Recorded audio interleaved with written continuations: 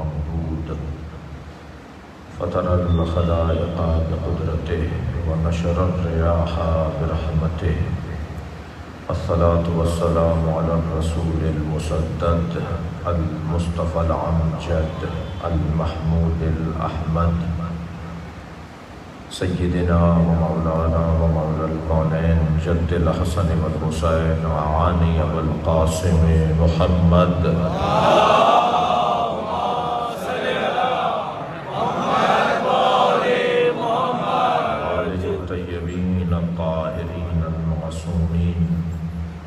الذين أذهب الله عنهم الرجس وطهرهم تطهيرا اللهم صل على محمد وآل محمد ولعنة الله على أعدائهم أجمعين من يوم عداوتهم إلى قيام يوم الدين أما بعد قال الحكيم في قرآن الكريم بسم الله الرحمن الرحيم ومن الناس من يشري نفسه ابتغاء مرضات الله والله رؤوف بالعباد صلوات اللهم صل على محمد وآل محمد سورہ مبارکہ البقرہ کی 207ویں آیت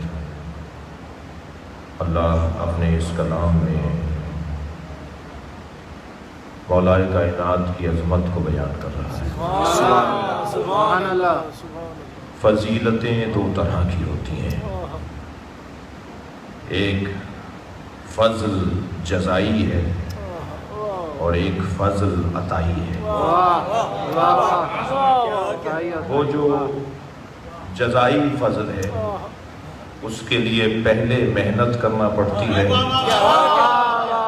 نتیجہ بعد میں ملتا ہے۔ پڑھیں گے محمد وآلہ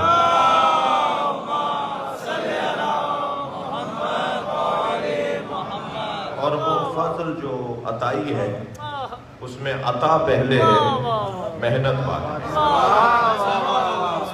یہ استاد بہتر جانتا ہے کہ امتحان سے پہلے کسے نتیجہ دینا ہے اور کس کے لیے پہلے امتحان لینا ہے۔ سال پڑھاتا ہے، سارے سالوں سے شاگردوں سے تعلق ہوتا ہے، بے شک جانتا ہے کہ کون سا شاگرد کیسا ہے، بلکہ بعض استاد تو بعض شاگردوں سے امتحان لیتے ہوئے کچھ شرمندہ سے کیا بات ہے، بھائی ہم نے تو سارے سال تمہارا امتحان لیا جی، اب یہ جو آج تاریخ فلاں آئی ہے اور پیپر کیے لیے جا رہے ہیں اور امتحان لیا جا رہا ہے، یہ کچھ تقاضا ہے، کچھ پروٹوکول ہے۔ کیا کہنے کیا کہنے تو تمہیں بیٹا بہت اچھی طرح صلوات پڑھے محمد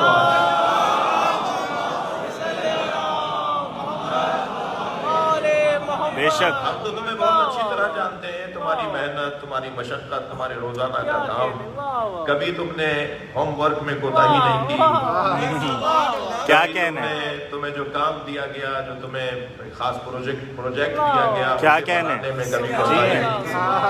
تم تو مسلسل محنتی ہو اور تم سے تو امتحان لینا بھی ہمیں شرم آ رہی ہے کہ تم سے امتحان لیں، تو وہ مگر کیونکہ ضرورت ہے وہ ادارے نے طے کیا ہوا ہے۔ اچھا اگر ادارہ ہی اس کا ہو کہ جس نے طے کیا ہے، کیا بات ہے، کیا بات ہے، تو اس میں تو کوئی تو بات ہی نہیں ہے کہ وہ چاہے تو ایسے امتحان لے، چاہے تو ویسے امتحان لے۔ یہ میں تمہیدی جملے اس لیے کہہ رہا ہوں کہ جو مطلب بیان کرنے جا رہا ہوں وہ بغیر اس تمہید کے حلق سے اترنے والا نہیں ہے۔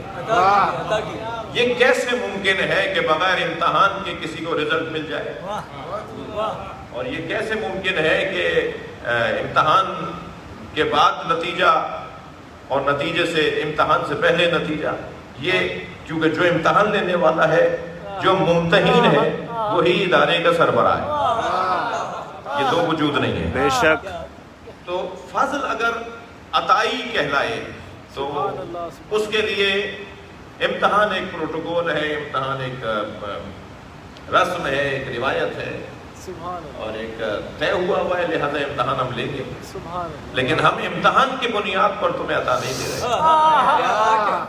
اگر ذرا اس حدیث کو سننا اور سمجھنا آسان ہو جائے کہ 70 علی کے شیعہ ایسے ہیں جو بغیر حساب کے جنت میں جائیں گے.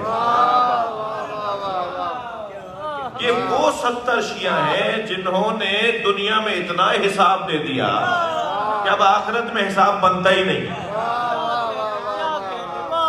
تو بات سمجھ میں آ جائے گی اس میں کیا پریشانی ہے. جی مولانا آج حدیث بیان کر رہے تھے کہ 70 ایسے شیعہ ہیں جو بغیر حساب کے جنت میں جائیں گے. تو سارے چھوٹے بڑے غیر متوازن شیعوں نے بھی کہا جی ہم 70 میں. کیا بات ہے, کیا بات ہے. غیر متوازن شیعوں نے بھی کہا کہ ہم 70 میں ہیں. نہیں, ایسا نہیں ہے. 70 میں وہی ہوگا جس نے زندگی بھر امتحان دیا ہوگا.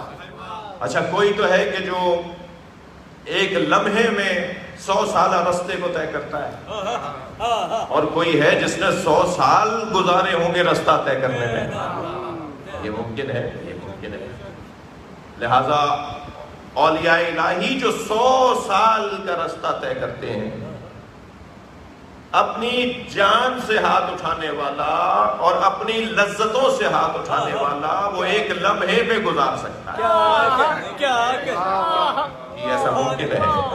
لہذا مجاہدوں کے لیے یہ ہے, مجاہدوں کے لیے یہ ہے کہ اولیاء کے 100 سالہ 100 سالہ رستے کو مجاہد ایک رات میں گزار دیتے ہیں. یہ ممکن ہے. بعض اوقات میرے کمسن ساتھیوں ایک لمحہ ہماری زندگیوں میں ایسا آتا ہے جس میں انسان کو فیصلہ لینا ہوتا ہے, اور وہ فیصلہ اگر اس نے صحیح لے لیا تو پھر اس کی نسلیں اس فیصلے کا کمائیں گی. اس کی نسلیں اس فیصلے کا کھائیں گی.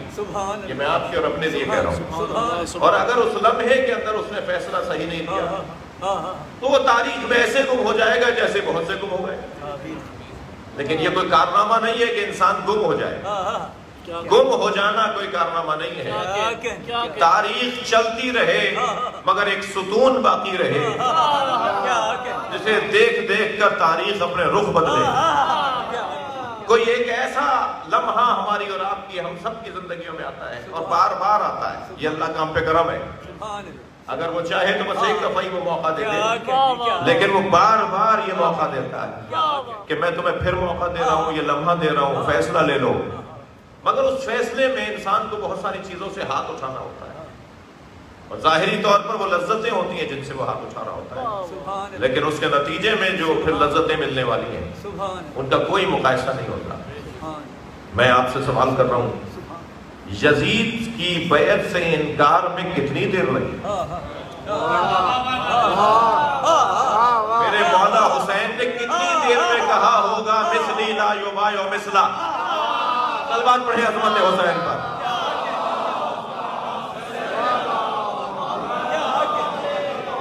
کتنی دیر لگی؟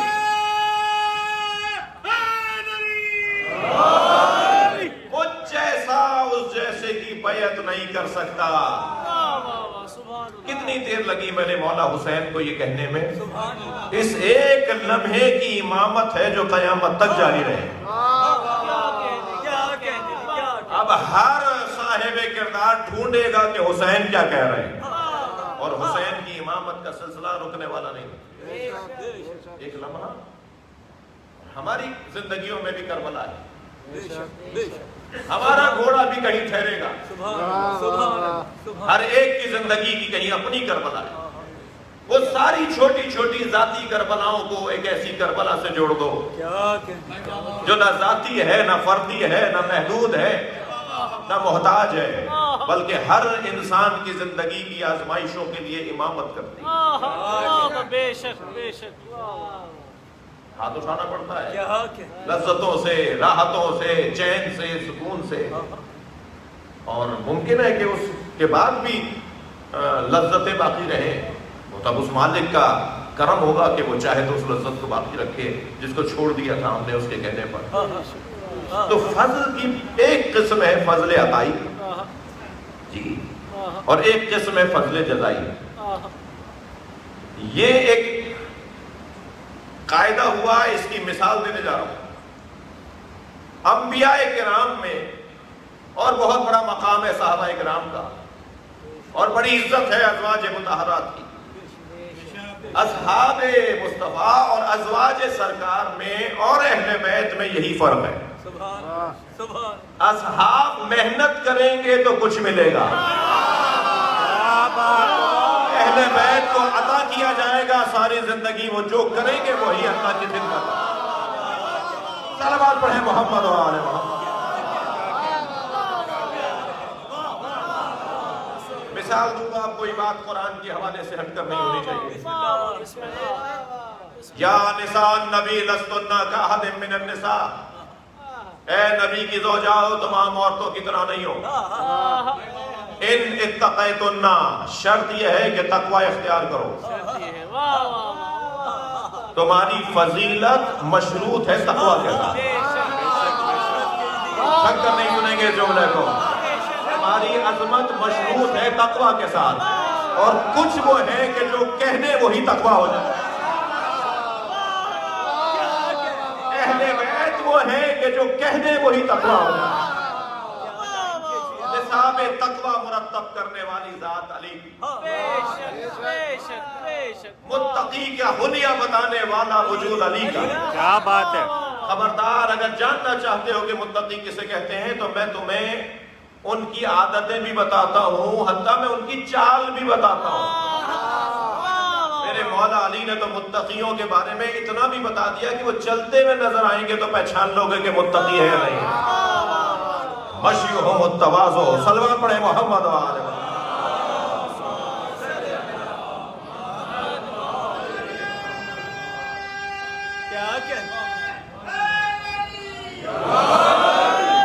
میرے بچوں نے اور جوانوں نے سنی ہوگی، سرکار آخری دور میں اپنے اصحاب سے خطاب فرماتے ہوئے کہ اگر کسی کا حق میری گردن پر ہے تو مجھ سے آج مانگ لے، میں دنیا سے جا رہا ہوں.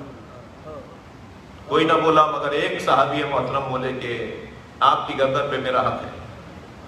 حضرت نے فرمایا مانگ لو. کہ آپ اپنے جانور کو تازیانہ مار رہے تھے، چابک مار رہے تھے، وہ مجھے لگ گیا تھا. حضرت نے فرمایا مارو. اب وہ چابک اٹھا کے چلے تو دھڑکنیں چاہنے والوں کی بڑھنے لگی. کچھ چاہنے والوں نے تو آواز بھی اسے دی کہ کیا کر رہے ہو، بے ادبی ہے. خبردار، سرکار کی آواز آئی اسے حق لینے دو. قریب پہنچا تو کہنے لگا جب آپ نے مجھے مارا تھا میں قمیص پہنے ہوئے نہیں تھا. کیا بات ہے، کیا بات ہے، کیا بات ہے. اخلاق مصطفیٰ دے. یہ میں جوانوں سے خطاب کر رہا ہوں. مجھے سعادت مندی ہے کہ مجھے سننے والے جوان جاتا ہے. میرے بھائیوں، میرے بچوں، میرے کم سے ہم سے ساتھیوں، نبی جانتے تھے کہ جھوٹ بول رہا ہے. یہ کمال خلق مصطفیٰ ہے. جانتے تھے کہ جھوٹ بول رہا ہے مگر جھٹلا نہیں رہے. سن تو لو بات. غلط بھی بول رہا ہے تو سن لو. یہاں تو افتاد یہ ہے کہ سچ بولے تو نہیں سنیا جاتا، صحیح بولے تو کوئی نہیں سنتا. نبی غلط بولنے والے کو بھی سن رہے ہیں، بول رہا ہے. کہنے لگا قمیص نہیں پہنے ہوئے تھا. حضرت نے قمیص لوٹ دی، اپنی پشت خالی کر دی. آؤ مار لو. قریب آیا تازیانہ لے کے. پشت نبی پر جو مہر لگی ہوئی تھی، دوش نبی پہ جو مہر لگی ہوئی تھی، اس کا بوسہ لے کر کہنے لگا کیسا تازیانہ، کیسا بدلہ. مجھے تو مہر نبوت کی زیارت اور دیدار کرنا تھا، مجھے تو اس مہر نبوت کا بوسہ لینا تھا. اللہ اکبر. عزیزان گرامی، یہی تو فرق ہے عطائی اور جزائی میں. کمال صحابیت یہ ہے کہ مہر نبوت کا دیدار کرے، اور کمال اہل بیت یہ ہے کہ دوش نبی پہ سوار ہو جائے. صلوات پڑھے محمد و آل محمد.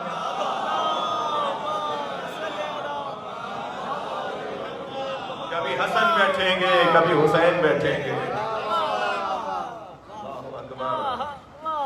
اور چاہتے تھے شاید، میں اپنے عقیدے کا اظہار کر رہا ہوں، چاہتے تھے شاید نبی کہ مجمع میں میرا علی بھی میرے دوش پہ سوار ہو جائے. اب وہاں تو بچوں کو بٹھانا تو روایات اور عادات کے مطابق تھا. اگر کس منہ سے اور کیسے کہیں کہ علی تم بھی بیٹھ جاؤ.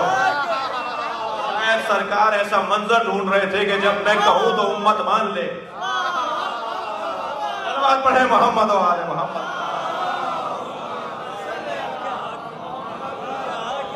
بت توڑنے کا مرحلہ آیا تو فرمایا تم میرے دوش پہ کھڑے ہو کے بت توڑو. تو فضل عطائی کا حامل وجود اہل بیت کا گھرانہ، اور ان ہستیوں میں جس کی ذات یکتائے تخلیق، ممکنات میں جو وحدہ لا شریک، واجبات واجب الوجود صرف اللہ کا وجود، وحدہ لا شریک، ممکنات میں مخلوقات میں جو وحدہ لا شریک ہے، مخلوقات میں جس جیسا کوئی نہیں ہے، مخلوقات میں جس جیسا کوئی نہیں ہے اس کا نام علی. کیا بات ہے. اور یہ کہیں شبہ نہ آ جاتا، توجہ چاہوں گا، اہل دقت سے توجہ چاہوں گا، کہیں یہ شبہ نہ آ جاتا کہ وہاں بھی وہ اصطلاح تو یہاں بھی یہ اصطلاح. تو اللہ نے اصطلاح تو اپنی ذات سے مخصوص رکھی اور علی کو نبی کا شریک بنا دیا. لہذا یہ وہ وجود ہے کہ جس کا ایک رخ مصطفائی ہے اور دوسرا رخ مرتضائی ہے. بلا تشبیہ جیسے سکے کے دو رخ ہوتے ہیں، ایک طرف مونوگرام اور لوگو بنا ہوا ہوتا ہے اور ایک طرف مالیت لکھی بھی ہوتی ہے. بلا تشبیہ صرف بچوں کے ذہن قریب کرنے کے لیے. ایک طرف سے دیکھیں تو حیثیت معلوم ہو رہی ہوتی ہے اور ایک طرف سے دیکھیں تو مالیت اور کیفیت معلوم ہو رہی ظاہر ہو رہی ہوتی ہے.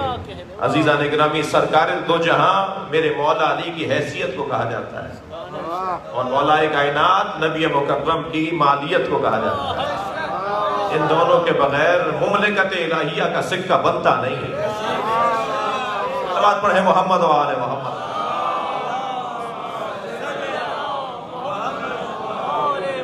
لہذا وہ جو فضل جزائی اور فضل عطائی کے فرق کے ساتھ مولا کائنات کا وجود، وہ فضل عطائی کا وجود. کچھ فضیلتیں محدود اور مخصوص ہیں، ان میں کوئی بھی مولا علی جیسا نہیں عطا کیا ہے اللہ نے. اب یہ کمال ہے اس گھرانے کا کہ انہوں نے اس اللہ کے انتخاب پر پورا اتر کے دکھایا. پہلے معصوم بنایا جاتا، پھر یہ عصمت کو ثابت کرتے، یا پہلے یہ عصمت کو ثابت کریں اور پھر عنوان عصمت آیے تطہیر آئے. اللہ چاہتا تو آیے تطہیر کو پہلی بعثت میں اور پہلے سال اعلان بعثت میں نازل کر دیتا. اللہ چاہتا تو آیے تطہیر کو دوسرے تیسرے چوتھے سال بعثت میں نازل کر دیتا. نبی نے جب اعلان نبوت کیا تو پہلی آیت ہی آ جاتی کہ یہ معصوم ہے، جو کہیں گے صحیح کہیں گے. اللہ نے آیت تطہیر کو نبی کے رخصت کے وقت نازل کیا. 9 ہجری میں آیت تطہیر نازل ہو رہی ہے. بس 2-4 مہینے بعد رحمت ہو رہی ہے سرکار کی.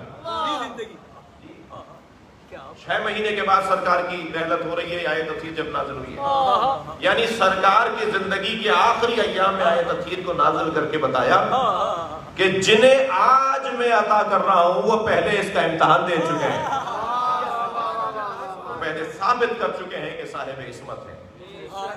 اور عزیزان گرامی، اب اس آیہ کریمہ کا عنوان کہ جس میں اللہ نے ان سے آزمائش لی، اور آزمائش وہ ایک لمحے کی آزمائش نہیں، وہ آزمائش کی تیاری بچپن سے تھی کہ جب بابا بستر بدل بدل کر سلاتے تھے اور انتظار تھا کہ کب بابا کی آرزو پوری ہو کہ میں مصطفیٰ پہ قربان ہوں.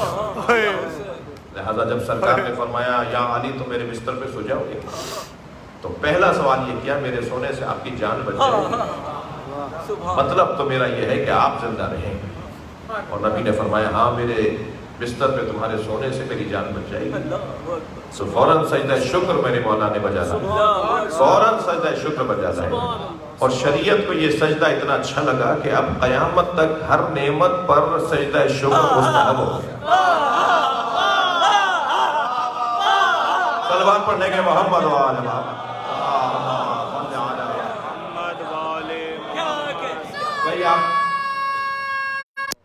सोए बड़े इत्मीनान के साथ। सुभान अल्लाह, सुभान अल्लाह, वाह वाह। जैसे मैंने अभी एक जुमला कहा, जैसे मौला हुसैन ने एक लम्हे में कहा ना, मिथली लायो बायो मिसला, ऐसे मौला अली ने फरमाया कि मेरे सोने से आपकी जान बच जाएगी।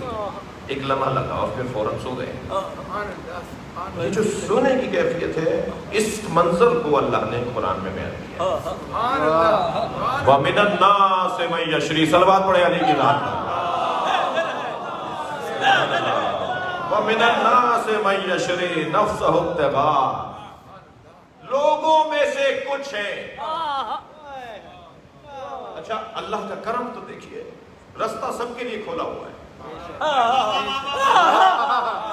ये न कहना कि हमारे लिए तो मौका नहीं था कोई, हमें तो मौका नहीं दिया गया। हर एक के लिए दरवाजा खुला हुआ है, सबके लिए रास्ता खुला हुआ है, लेकिन इस रास्ते पे चलने वाले वो शुमार है। रास्ता बहुत वसी है, रास्ता तंग नहीं है।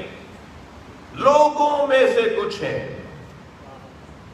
जो अपने नफ्स को बेचते हैं, अपनी जान को बेचते हैं, अपने आप को बेचते हैं।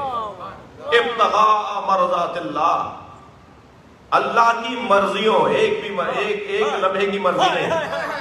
क्या बात है, एक दिन की मर्जी नहीं, जुमेरात के दिन की और जुमे के दिन की मर्जी नहीं, माह रमजान में जो अल्लाह की मर्जियां हो वो नहीं, अल्लाह की मर्जियों के बदले में जो अपने आप को बेचते हो। अब मैं इस वादिये हसास से गुजर रहा हूं कि अल्लाह की मर्जियों की तादाद, अल्लाह की मर्जियों की आलम क्या है हमें नहीं पता। हमें इतना पता है कि अल्लाह की मर्जियां सारी अली के पास, हमें तादाद का नहीं पता। सलवात पढ़े मोहम्मद वाले मोहम्मद। हमें उनकी गिनती का नहीं पता, हमें मैदानों का नहीं पता कि नमाज वाली मर्जी या रोजे वाली मर्जी या मामलात वाली मर्जी या इबादत वाली मर्जी, वो दोस्तों के साथ हो तो कैसे हो, वो घर वालों के साथ। हर हाल में अगर अल्लाह को राजी करना है तो अली को राजी करना है। क्या बात है, बेशक अल्लाह की मर्जियां सबके साथ। क्या बात है, मराजात अलिफ और ता के साथ जमा है, अरबी ग्रामर जानने वाले जान रहे हैं। अलिफ और ता के साथ जमा जो बनाई जाती है, जैसे मुस्लिमात, बेशक, जैसे मुसल्लमात, बेशक, क्या बात, महाराजात, क्या बात है। एक मर्जी नहीं, दो मर्जियां नहीं, अल्लाह की सब मर्जियां। जी ये जो अल्लाह की सब मर्जियों का ज़र्फ अली का वजूद है, ये ज़र्फ मराजात इलाहिया अली का वजूद।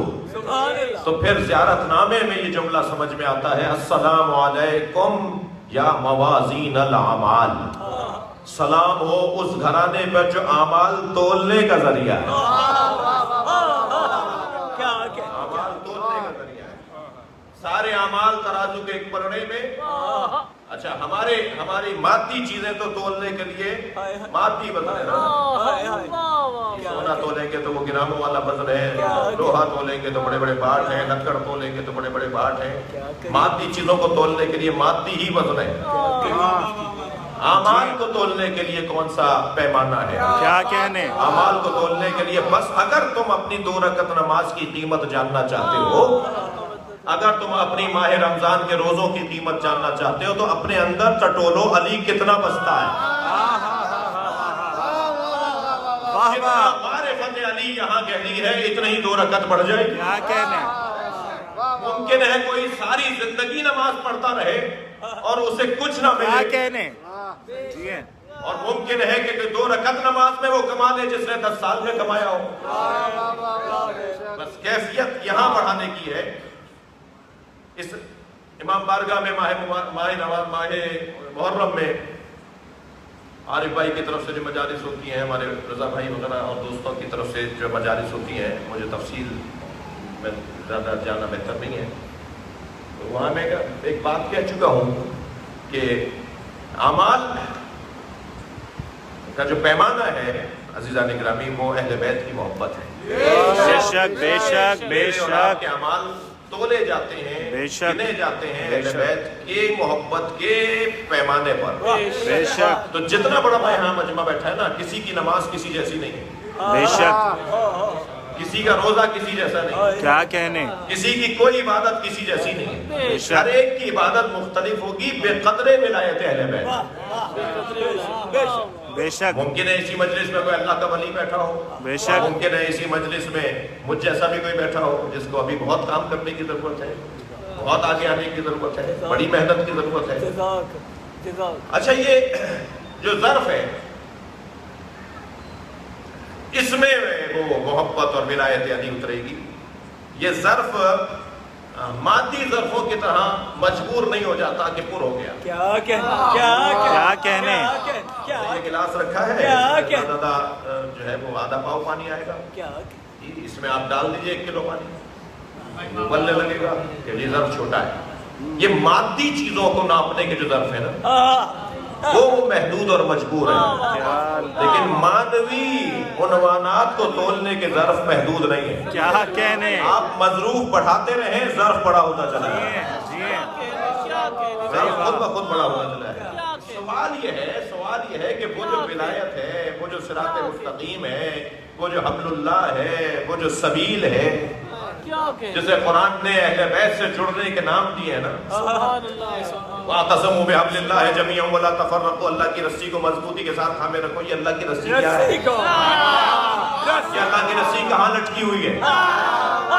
یہ مکے کی چھت پہ اور خانہ کعبہ کی چھت پہ لٹکی ہوئی ہے، یہ لٹکی بھی کہاں ہے؟ کہاں جا کے پکڑے اسے؟ یہ تو اہدنا الصراط المستقیم، صراط مستقیم پر قائم رکھ، یہ رستہ کہاں ہے؟ یہ مشرق سے مغرب جاتا ہے، شمال سے جنوب جاتا ہے، یہ رستہ کہاں ہے؟ جی اِنَّا هَدَيْنَاهُ السَّبِيلَ اِمَّا شَاكِرًا وَإِمَّا كَفُورًا، ہم نے تمہیں رستہ دکھا دیا، چاہے تو نعمت کا شکریہ ادا کرو، چاہے کفران نعمت۔ یہ سبیل کہاں ہے جو رستہ اس نے دکھا دیا؟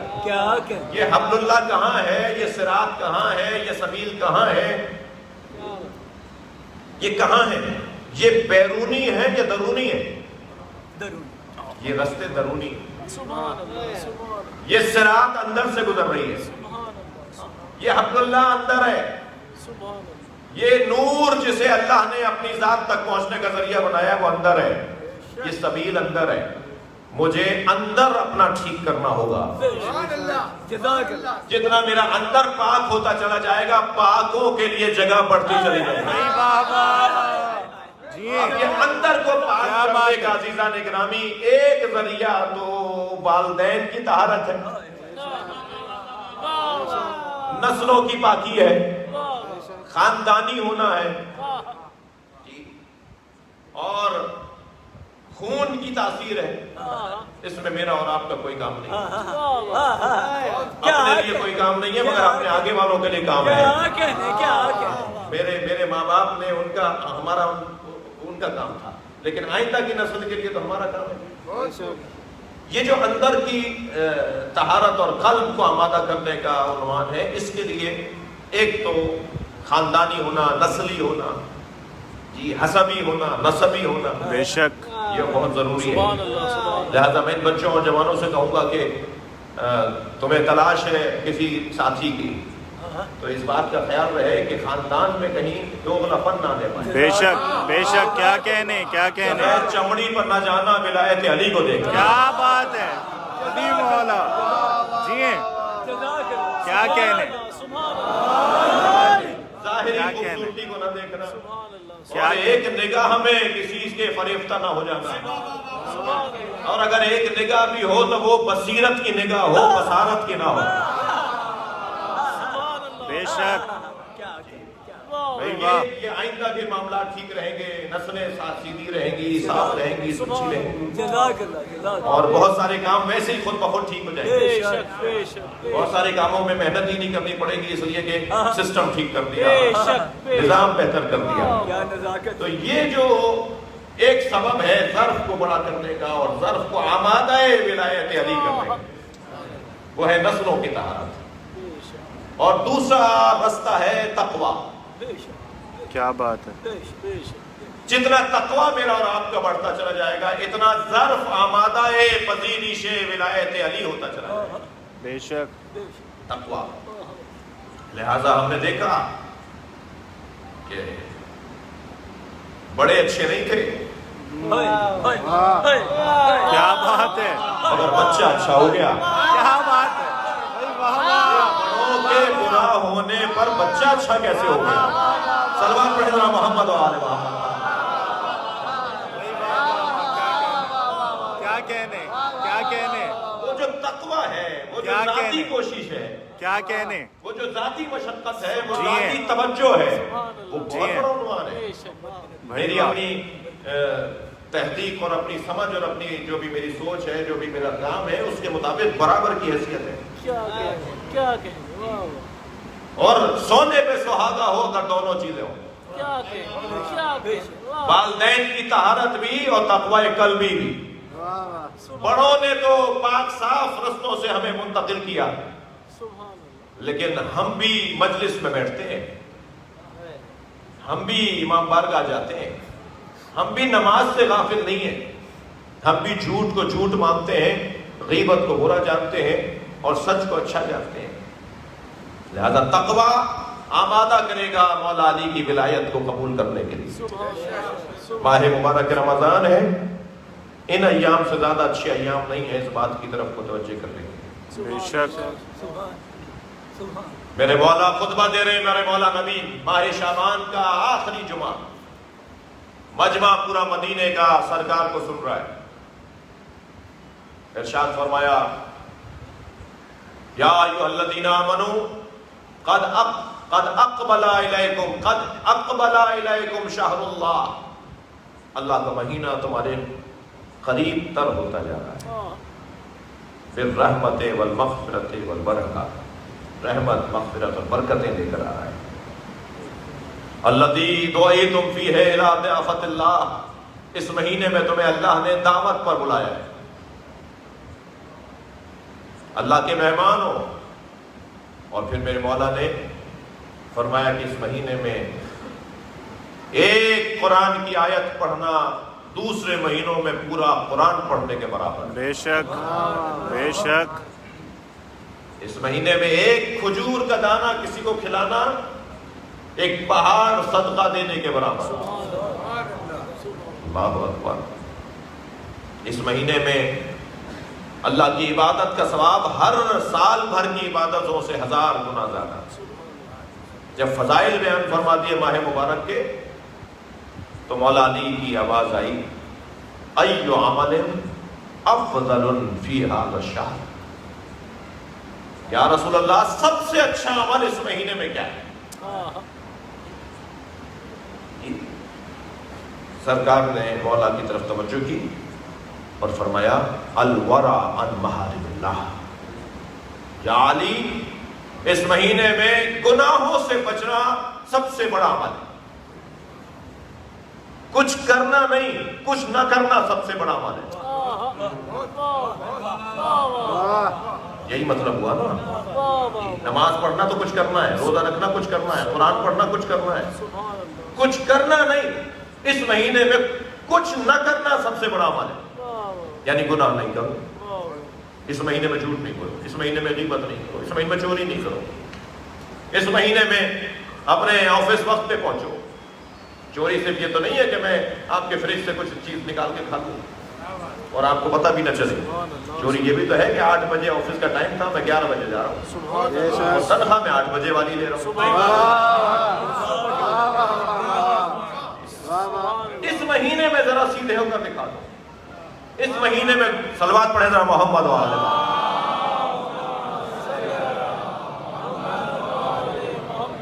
الورع عن محارم اللہ، مولا نبی فرمانے، یا علی اس مہینے میں حرام کاموں سے بچنے سے زیادہ بڑا عمل کوئی نہیں، سب سے افضل عمل یہ ہے کہ گناہوں سے اپنے آپ کو بچاؤ۔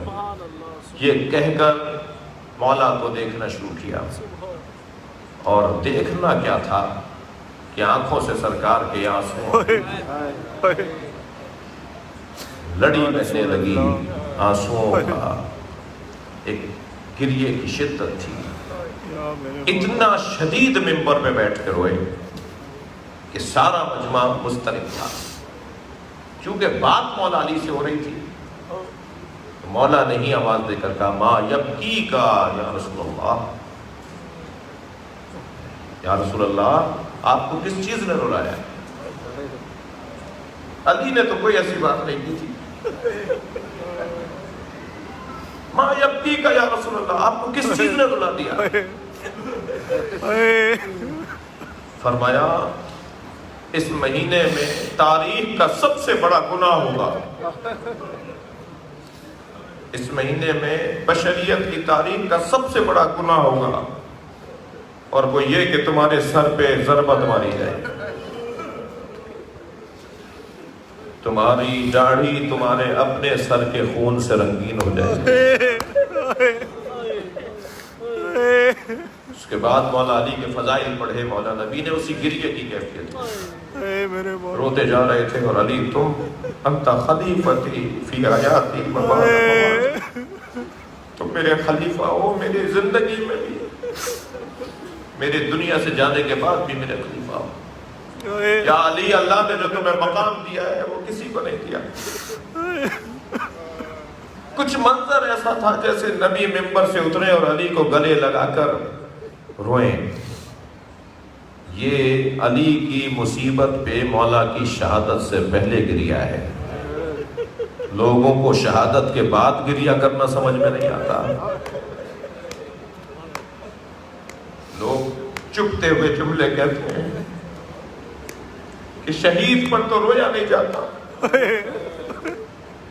شہید پر تو گریہ نہیں کیا جاتا، شہید کو تو شہادت ملی ہے، عزت ملی ہے، یہ تم رو کیوں رہے ہو؟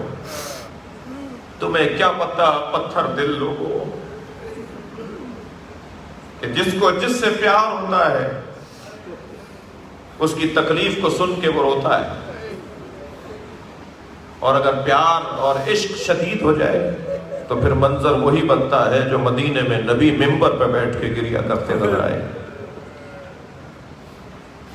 اس وقت مولا علی کی آواز آئی، یا رسول اللہ کیا میرا دین اس وقت سالم ہوگا؟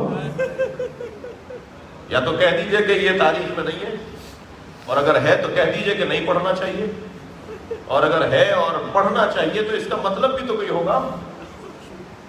یا رسول اللہ کیا میرا دین اس وقت سالم ہوگا؟ فرمایا یا علی تم کامل الایمان ہوگے، تم دین کی عظمتوں پر فائز ہوگے. مولا علی نبی کی بشارت کے منتظر تھے کہ جب میرے مولا کو سجدے میں ضربت لگی.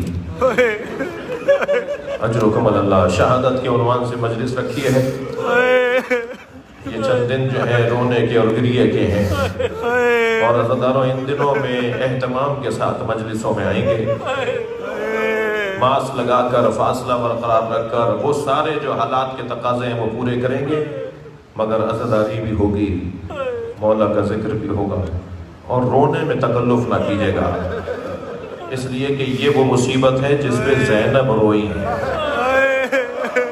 باقی مصیبتوں پہ زینب کو رونے نہیں دیا گیا. تو مجلس میں جو بیویاں بیٹھی ہیں میں ان سے کہوں گا جب گریہ بھرپور ہو رہا ہو تو سوچ لیجئے گا کہ کہیں بیوی کی آواز کہیں سے آ نہ رہا ہے، کہیں آپ کے درمیان سے بیوی کی آواز آ نہ رہی ہو. بیوی کو بلائیے اپنے گریے کے ذریعے، بیوی کو دعوت دیجئے اپنے آہو فغاں کے ذریعے. میرے مولا بیٹیوں سے بڑا پیار کرتا ہے، تو بیٹیوں میں بھی زینب ہے. اے حسن میں آج اپنی بیٹی کے گھر افطار کروں گا. یہ جو کل آنے والا دن ہے، یہ جب رات یہ مکمل ہوگی تو میرے مولا کی ضربت کی رات آئے گی. میں اپنی بیٹی کے گھر افطار کروں گا. ساری رات میرے مولا عبادت میں ہر رات کی طرح مصروف رہے، مگر ہر کچھ دیر کے بعد مصلی چھوڑ کر صحن میں آ جاتے تھے. آسمان کو دیکھ کر کسی ستارے کو تلاش کرتے تھے اور ایک جملہ کہہ کر لوٹتے تھے، انا للہ و انا الیہ راجعون. پھر دوبارہ آتے، پھر کئی مرتبہ میرے مولا نے یہ عمل دہرایا. آخری مرتبہ علی نے ایک ستارہ ڈھونڈتے ہوئے آسمان کو دیکھتے ہوئے فرمایا، هذه الليلة التي قد وعدت، یہی وہ رات ہے جس کا مجھ سے وعدہ کیا گیا. جناب ام کلثوم سے رہا نہیں گیا، قریب گئی، بابا کیسی رات، کون سا وعدہ، بابا کیا بات ہو رہی ہے؟ فرمایا تمہارے نانا نے کہا تھا کہ ماہ رمضان کی ایک رات تمام ہوگی، فجر میں تمہارے سر پہ ضربت لگے گی، یہ وہی رات ہے، آنے والی صبح میری شہادت کی رات صبح ہے۔ مجھے نہیں سمجھ میں آتا، لیکن بعض نے کہا ہے کہ جناب ام کلثوم نے کہا کہ بابا پھر بھائی حسن کو بھیج دیجئے، صبح کی نماز بھائی حسن پڑھا لیں۔ تو امام نے فرمایا تم مجھے اس منظر سے روک رہی ہو جس کا میں نے مدتوں انتظار کیا۔ پھر حجرے میں گئے، آمادہ ہوئے، مسجد جانے کے لیے تیاری کی، صحن سے گزرنے لگے تو مرغابیوں نے رستہ روکا۔ کبھی مولا کی ابا کا دامن چونچ سے پکڑ لیتی ہیں، اس کے سر پہ ہاتھ پھیرتے ہیں، پھر دوسری مرغابی آ کر بطخ آ کر مولا کے ابا کا دامن پکڑ لیتی ہے۔ تو جناب ام کلثوم کو دیکھ کے فرمایا یہ میرا نوحہ پڑھ رہی ہے، اے ام کلثوم یہ مجھ پہ ماتم کر رہی ہیں۔ کچھ اور آگے بڑھے تو زنجیر در نے مولا کی کمر میں لپٹ کر مولا کو روک لیا۔ مولا نے اسے چھڑایا اور پھر چھڑا کر دیواروں کو دیکھتے ہوئے فرمایا ام کلثوم تمہارا تو سارا گھر مجھ پہ نوحہ کر رہا ہے، مجھ پہ گریہ ازاری تمہارے گھر کی دیواروں سے بلند ہے۔ مولا مسجد میں پہنچے، ابن ملجم اوندھا لیٹا تھا، اسے اٹھایا اور کہا اٹھ نماز کا وقت ہے، اور پھر محراب عبادت میں پہنچے اور علی اس منظر کے انتظار میں تھے۔ کیسا سجدہ تھا، کیا شوق تھا، کیا اللہ سے ملاقات کا میرے مولا کو عشق تھا۔